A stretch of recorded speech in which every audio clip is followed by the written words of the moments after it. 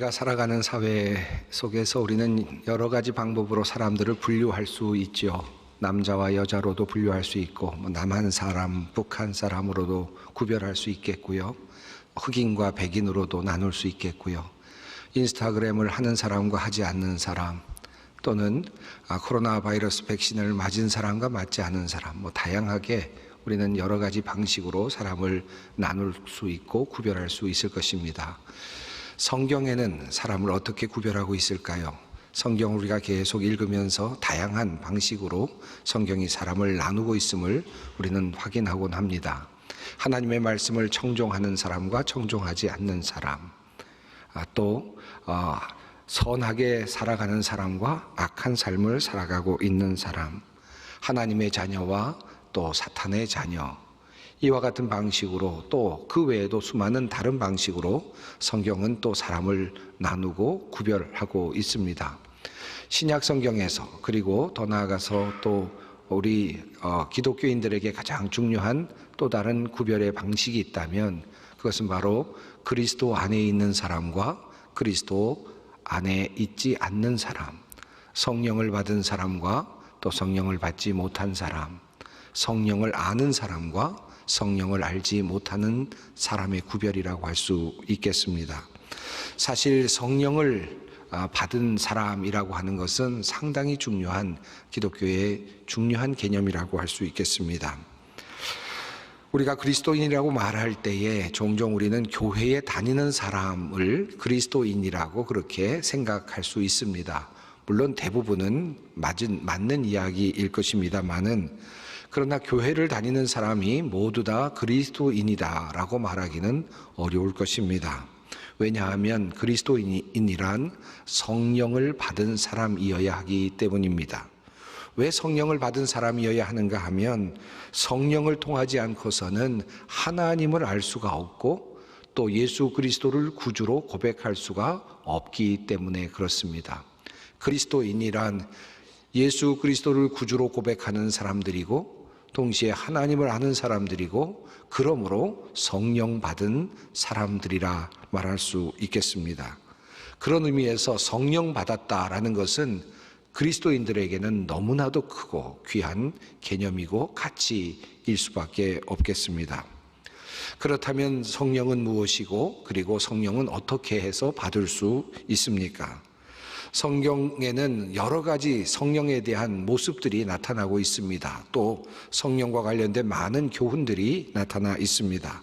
여러 각도에서 성령에 대해서 또 말씀하기도 합니다. 다양한 성령의 모습들이 나타나고 있습니다만은 그 다양한 모습들에도 불구하고 매우 중요한 한 가지 사실, 아주 공통점이 한 가지 있습니다. 분명하게 성경에 나타나고 있는 사실입니다. 성령은 인간이 본래부터 가지고 있는 어떤 성품이나 능력이 결코 아니다라는 말씀입니다. 인간이 돌을 쌓거나 수양을 쌓아서 얻을 수 있는 그런 차원의 것이 아니라는 것입니다. 성령은 밖으로부터 오는 것입니다.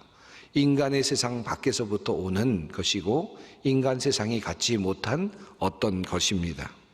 우리의 어떤 능력에 숨겨진 부분이나 또 감추어졌던 부분을 잘 개발해서 우리가 찾아낼 수 있는 차원의 어떤 것이 아니라고 하는 사실입니다. 성령님은 하나님의 것이요 동시에 하나님 자신이기도 합니다. 우리의 것이 아니기에 우리는 받아야만 누릴 수 있는 것이 바로 성령님입니다. 두 가지 차원이 있을 수 있겠죠. 우리가 받을 때 우리는 성령을 얻을 수 있고, 또 우리가 구해서 성령을 받을 수 있을 것입니다. 그러므로 예수님께서는 제자들을 위해서 보혜사 성령님을 먼저 하나님께 구해 주셨습니다. 요한복음 14장 말씀입니다. 내가 아버지께 구하겠으니 그가 또 다른 보혜사를 너희에게 주사 영원토록 너희와 함께 있게 하리니 그는 진리의 영이라. 세상은 능히 그를 받지 못하나니 이는 그를 보지도 못하고 알지도 못함이라. 그러나 너희는 그를 아나니 그는 너희와 함께 거하심이요 또 너희 속에 계시겠음이라. 세상이 알지 못하는 성령, 세상이 알지 못하는 또 도저히 가지고 있지 않는 성령, 그러나 너희에게는 있을 것이다. 너희는 그를 알게 될 것이다 라는 말씀입니다. 세상은 그를 능히 받지 못하나 그러나 너희는 보게 될 것이고 받게 될 것이다 라고 말씀하시면서 예수님께서는 그 성령을 내려달라고 내가 아버지께 구하겠다 라고 그렇게 말씀하십니다. 예수님께서 이 땅에 오셔서 공생애를 보내시면 중에 제자들을 위하여 그리고 오고 오는 모든 세상의 사람들을 위하여 하나님께 보혜사 성령을 보내어 달라고 간구하셨다라고 하는 말씀입니다. 예수 그리스도의 간구에 의해서, 예수님의 간청에 의해서 하나님께서 우리에게 보혜사 성령을 보내어 주셨다라는 의미이기도 합니다. 또한 주님께서는 모든 제자들에게 또 오고 오는 모든 세대의 사람들에게 너희가 성령을 구해야 한다고, 성령을 찾아야 한다고 그렇게 가르쳐 주셨습니다. 누가복음 11장 말씀입니다. 구하는 이마다 받을 것이요 찾는 이는 찾아낼 것이요 두드리는 이에게는 열릴 것이니라.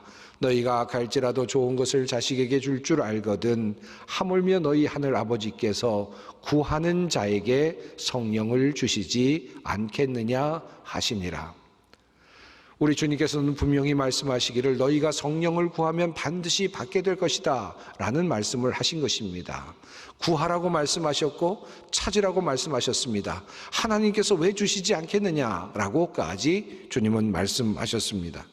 그리고 예수님께서는 하늘로 올라가시기 전에 제자들에게 예루살렘을 떠나가지 말고 내게서 들은 바 하늘 아버지께서 약속하신 것을 기다리라고 말씀하시면서 너희는 성령으로 세례를 받으리라 말씀하여 주셨습니다. 한마디로 말씀드린다면 예수님께서는 우리를 위하여 성령을 간구해 주셨고 또 우리들에게는 성령을 받으라고 그리고 성령을 구하라고 가르쳐 주셨으며 또 제자들에게는 성령의 임재하심을, 성령 세례를 이미 예언하여 주셨습니다. 이렇게 함으로써 우리가 성령을 받을 수 있음을 예수님께서는 우리들에게 알려주신 것입니다. 사실 이 내용을 우리가 읽어보면 또 우리가 배워가다 보면 성령 받는다는 것이 사실은 얼마나 쉬운 일인가 하는 것을 알게 됩니다. 성령을 받는다는 것은 그다지 어려운 일이 아닌 것처럼 보이죠. 그럼에도 불구하고 성령 강림주일과 같은 오늘 우리들은 모일 때마다 나름의 부담감을 가질 때가 참 많습니다. 성령 강림이라는 말씀을 들으면서도 과연 나는 성령 받았는가? 라고 하는 그런 의문이 들 때가 많이 있기 때문이죠. 아마 여기에 모여있는 우리 모든 성도님들 또 온라인으로 예배를 드리는 여러분들에게도 한번 묻는다면 아마 대답하기 좀 어려운 분이 있을지도 모르겠습니다. 한번 여러분 마음속으로 한번 대답해 보십시다. 나는 과연 성령 받았는가? 여러분 확신하고 계십니까? 여러분이 확신한다면 어떤 근거로 그렇습니까? 여러분이 받지 않았다고 생각한다면 무슨 생각, 무슨 근거로 그렇게 받지 않았다고 생각을 하십니까? 성도님들 중에 많은 분들이 자신은 성령을 받지 못했다라고 그렇게 생각하고 또 힘들어하는, 신앙생활을 힘들어하는 분들을 종종 봅니다. 왜냐하면 사도행전이 전하는 첫 번째 성령 강림의 모습이 너무나도 강력하고 놀라운 기적과 사건으로 그렇게 이어져 가고 있기 때문이죠. 하나님께서는 그야말로 특별한 때에 특별하신 방법으로 특별한 사람들을 통하여 놀라운 기적을 보여주시기도 하고 성령의 뜨거운 역사를 경험케 해주시기도 합니다. 성령의 은사와 같은 것들을 경험할 수 있게 해주시기도 하고 놀라운 기적을 통해서 사람들을 놀랍게 하기도 하고 이런 역사를 이루어 가시기도 합니다. 그러나 사실 성령께서 정작 하시는 일이 무엇인가?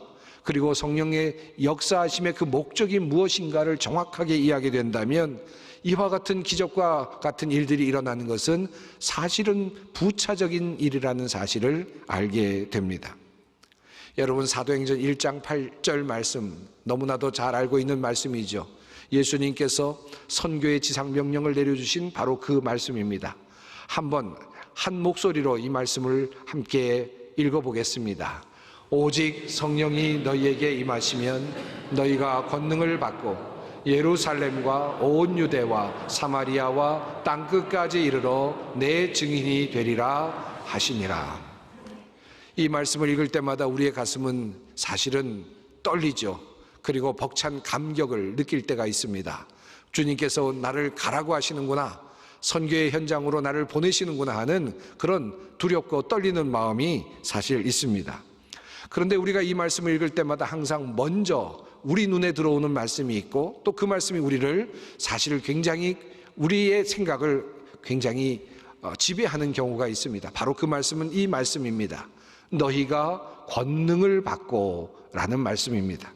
마치 성령을 받으면 권능을 받아야만 마땅하고, 권능을 받지 못하면, 기적을 경험하지 못하면 성령을 받지 못한 것과 같은 그런 느낌을 줄 수 있는, 오해할 수 있는 그런 말씀이 바로 너희가 권능을 받고 라는 말씀입니다. 그러나 사실 이 본문 말씀을 깊이 생각하고, 그리고 문법적으로 그 말씀의 의미를, 그리고 앞부분과 뒷부분을 맞추어서 생각해 본다면 정작 주님께서 하신 말씀은 이러한 말씀입니다. 내 증인이 되리라 라는 말씀이 도리어 핵심이라는 사실을 알게 됩니다. 이 말씀을 줄이면 이렇게 말할 수 있죠. 오직 성령이 너희에게 임하시면 너희가 내 증인이 되리라. 이것이 본래 주님의 말씀입니다. 성령께서 임하시면 어떤 일이 일어나는가? 권능이 일어난다라는 말씀이 아니라, 그것은 일단 접어두고 성령께서 임하시면 너희 모두가 다 증인이 될 것이다 라는 말씀이 정작 주님께서 하신 말씀이라는 뜻입니다. 권능을 받고, 그리고 예루살렘과 온 유대와 사마리아와 땅끝까지 이르러 라는 이 말씀은 괄호로 묶을 수 있는 말씀이죠. 그리고 방법과 범위 등을 말하는 부사구적인 의미가 있습니다. 여러분, 이 말씀이 생각나십니까? 예수님께서 하신 이 말씀 말입니다. 보혜사 아버지, 곧 아버지께서 내 이름으로 보내실 성령, 그가 너희에게 모든 것을 가르치고 내가 너희에게 말한 모든 것을 생각나게 하시리라.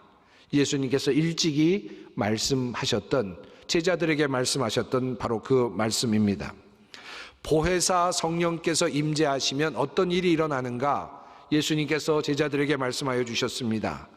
그것은 바로 내가 했던 일, 예수 그리스도께서 하셨던 일을 기억나게 하실 것이고, 그것의 참된 의미를 깨닫게 해주실 것이다 라는 말씀이었습니다. 보혜사 성령님의 임재는 그가 기적적으로 임하시든, 바람처럼 임하시든, 불꽃처럼 임하시든, 방언으로 임하시든, 병고침으로 임하시든, 예수 그리스도께서 누구이신지를 알게 해주시고, 그분의 말씀을 다시 기억하게 해주시고, 그 말씀을 믿게 해주신다.